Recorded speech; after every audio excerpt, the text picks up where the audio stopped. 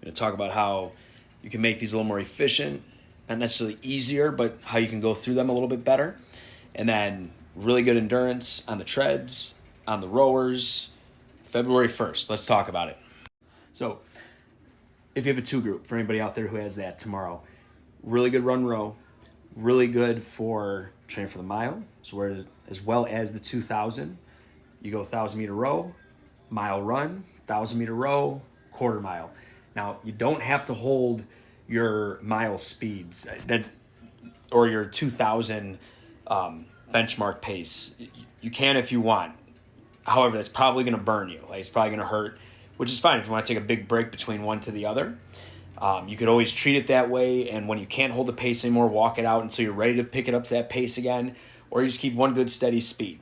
Build up along the way. Practice how you want to do the actual benchmark, even if it's not the same speeds. You just try to get as close to it as you can. Expect a lot of orange zone on this. Should have a lot of splat points. But anyways, that's the run for the two group. For the three group, it gets broken up. You're still going to do some of those distances. Like you'll go like half a mile on the treadmill. On the rowers, you're still going to do 1,000 meters.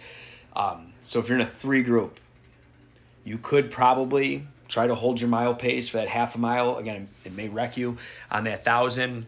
See if you can hold that pace or really close to that pace for the 2K, for your 1,000s.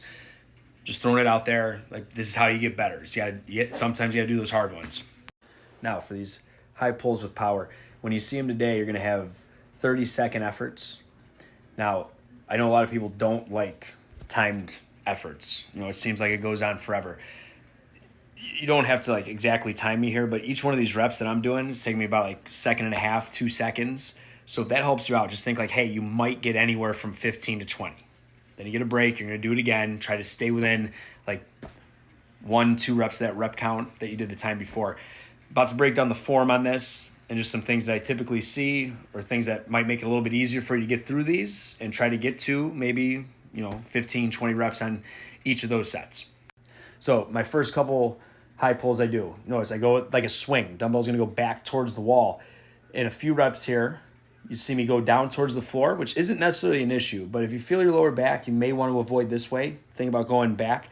And then the last one, depending on the dumbbells you're holding, sometimes I like to just put them outside the legs and then hinge back from there, still pulling them up the same way, just like the high pull would be. But if you happen to have some of those clunkier dumbbells that are hitting your legs, or you have to have a really super wide sumo stance, then that might be the way to go. Anyways, remember to breathe. Just think it's only 15 reps. Don't think 30 seconds, or whichever one sounds better to you. Have fun.